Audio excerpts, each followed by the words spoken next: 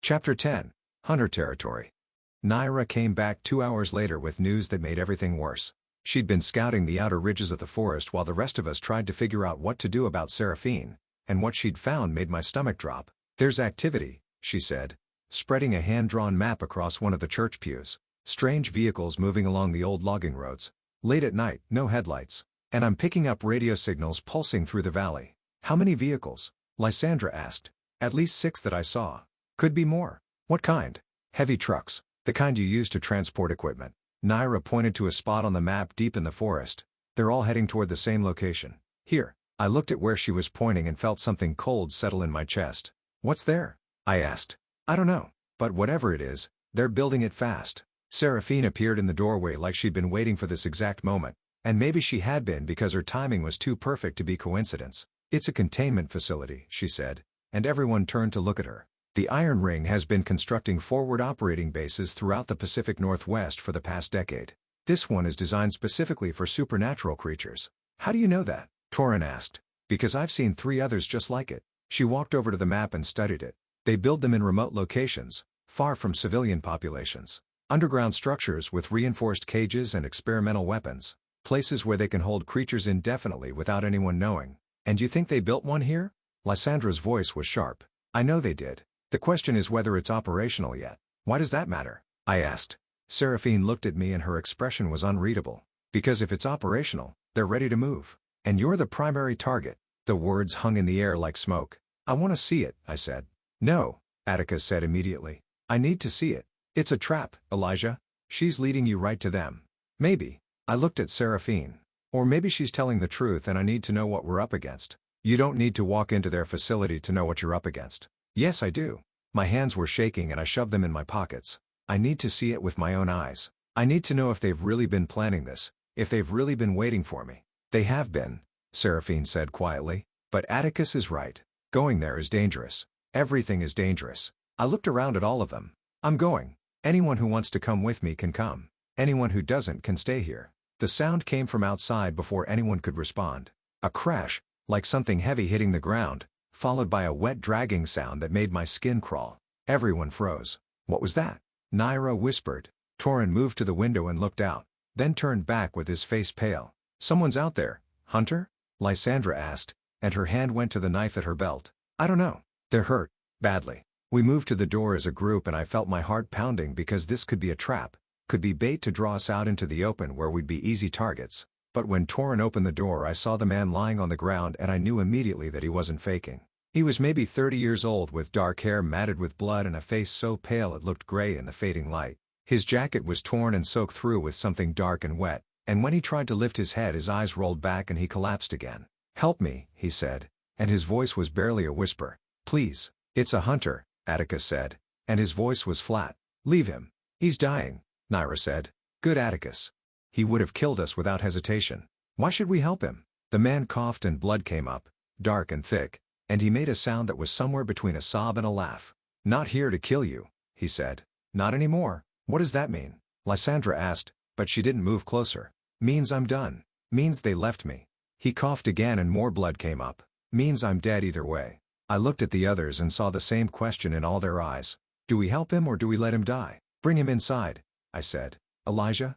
Bring him inside. If he's dying anyway, we might as well find out what he knows." Torin and Rowan grabbed him under the arms and dragged him through the door, and the man screamed when they moved him but the sound cut off quickly like he didn't have enough air to sustain it. They laid him on the floor near the altar and I could see the wound now, a massive gash across his abdomen that looked like something with claws had torn him open.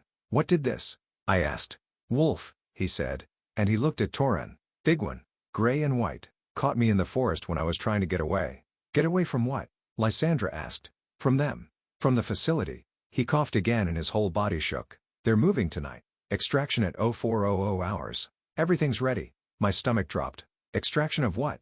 "You." He looked at me and his eyes were glassy and unfocused. "Primary acquisition. That's what they call you. The dragon they've been waiting for." The room went silent except for the wet sound of his breathing. "How do you know about me?" I asked, and my voice didn't sound like my own. "Everyone knows. Whole operation's been built around you. Facility's been ready for months, just waiting for confirmation that you'd shifted." He tried to sit up and failed. "They got it 2 days ago. Now they're coming." "Where's the facility?" Calder asked, and something about his voice made me look at him. He was standing closer than he'd been a moment ago, and his eyes were fixed on the hunter with an intensity that felt wrong. "North Ridge," the hunter said. "Old logging roads. Maybe 5 miles from here." He coughed and more blood came up. "You won't find it on any map. It's underground mostly. Reinforced concrete, steel cages, weapons designed specifically for dragons." "What kind of weapons?" Calder asked. "Tranquilizers, suppression devices, containment systems." The hunter's breathing was getting shallower. "They've been studying dragons for decades, ever since the last one was killed in the 80s. They knew the bloodline wasn't extinct, just dormant. They've been waiting for a re-emergence. And they think I'm it," I said. "They know you are. They've been tracking you since you were placed here, monitoring your development, waiting for the shift." He looked at me and something like pity crossed his face. "You were never free, kid. You were always theirs." My hands were shaking and I felt sick, felt like the floor was tilting beneath me. "Why are you telling us this?" Atticus asked. "Why betray your own people?" "Because they're not my people anymore." The hunter's voice was getting weaker. "Because they left me to die when that wolf attacked. Because I'm tired of hunting things that just want to survive." He coughed again and this time the blood didn't stop. "Because maybe if I tell you, you'll have a chance to run." "We're not running," I said. "Then you're fools." His eyes started to close. "Facility's operational. Cages are ready. Extraction team arrives at 0400. If you're still here when they come, you're dead or captured. Either way, you lose." "How many hunters?" Lysandra asked. "Dozen at the facility. Another 20 coming in for extraction."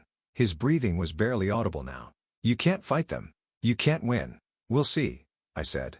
He tried to say something else but the words came out as a wet gurgle, and then his eyes went blank and his chest stopped moving. We stood there in silence for a long moment, staring at the body on the floor. "He could have been lying," Atticus said finally. "Could have been sent here to feed us false information." "He wasn't lying," I said. "You saw him. He was dying." "Dying men lie all the time if they think it'll serve a purpose." "What purpose would this serve?" "Drawing us out. Making us panic. Getting us to do something stupid. Like going to the facility," Naira said quietly. Everyone looked at me. "We have to go," I said. "If what he said is true, we have maybe 6 hours before they come for me. I need to see what we're up against. I need to know if there's a way to stop them." "There isn't," Atticus said. "You heard him. Dozens of hunters, weapons designed specifically for you, a facility built to contain you. This is suicide, maybe, but I'm going anyway." "Then you're going alone." "I'll go with him," Rowan said. And everyone turned to look at him because he'd been so quiet I'd almost forgotten he was there. He stood near the back of the church with his arms crossed and his expression neutral. And when he spoke his voice was calm and steady. "If there's a facility out there, we should know about it," he said. "We should know what kind of weapons they have, what kind of defenses. Information is useful." "Information is useless if you're dead," Atticus said. "Then we'll be careful." Calder cleared his throat and everyone looked at him. "I'll go too," he said. And his voice was quiet but firm. He was holding something in his hand, something he'd taken from the dead hunter's jacket, and when I looked closer I saw it was a map, folded and stained with blood. "Where did you get that?" I asked. "His pocket. It shows the facility location, the access roads, the perimeter defenses." He unfolded it and I saw lines and markers and coordinates that meant nothing to me. "This is exactly what we need." "How convenient," Atticus said, and his voice was cold. "What's that supposed to mean?" "It means a dying hunter just happened to stumble to our exact location with a map showing us exactly where to go. It means this feels like a setup. Or it means we got lucky." "We don't get lucky." Calder's jaw tightened but he didn't respond, just folded the map and put it in his own pocket. I watched him and felt something cold settling in my stomach because Atticus was right. This was too convenient, too perfect, but I couldn't figure out what the alternative was. Had Calder found the hunter and brought him here? Had he staged this whole thing to justify going to the facility? And if so, why? "I know those logging roads," Calder said, and his voice was defensive now. "I used to explore them when I was a kid. I can get us there without being seen." Something about that statement made my skin prickle, but I couldn't figure out why. "Fine," Lysandra said. 3 of you go. The rest of us stay here and prepare for the worst." "What's the worst?" Naira asked. "That they don't come back." We left an hour before sunset because Calder said the roads would be easier to navigate in the fading light, and because the hunters would be changing shifts and their attention would be divided.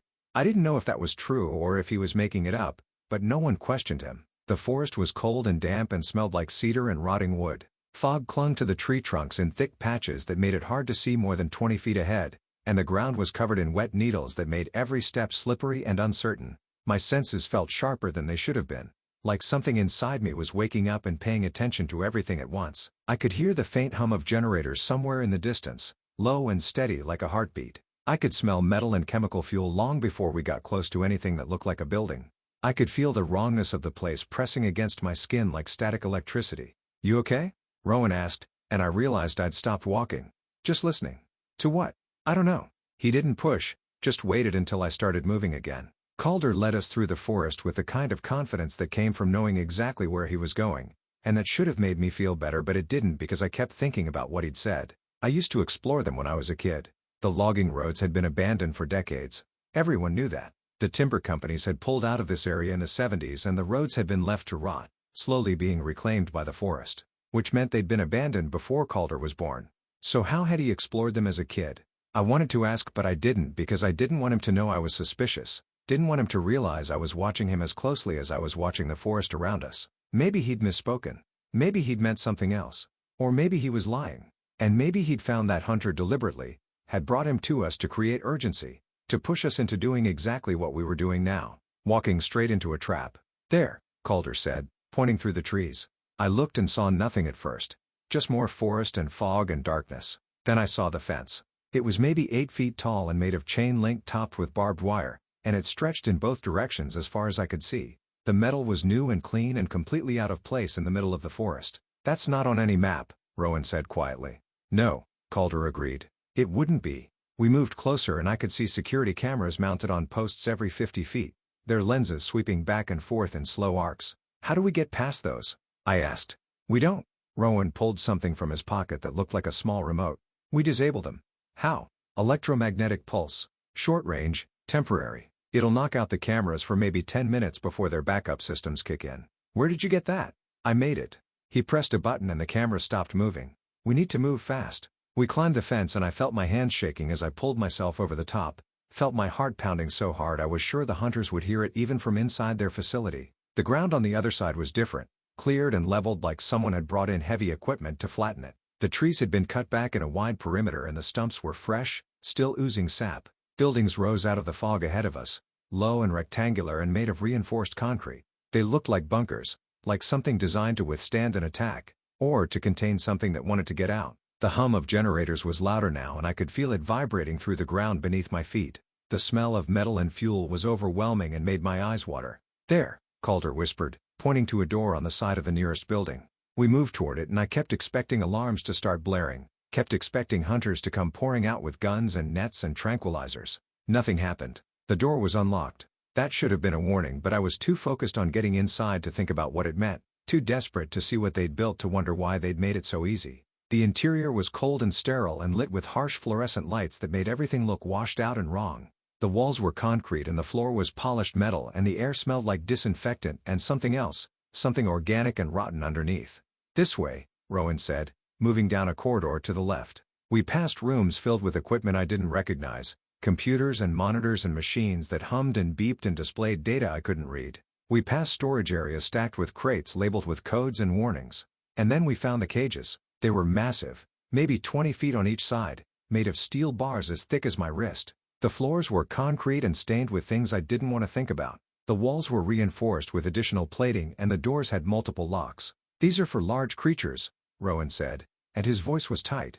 "Very large." I walked closer to one of the cages and felt something twist in my stomach because I could imagine myself inside it, could imagine what it would feel like to be trapped in a space like this with no way out. "Look at this," Calder said from across the room.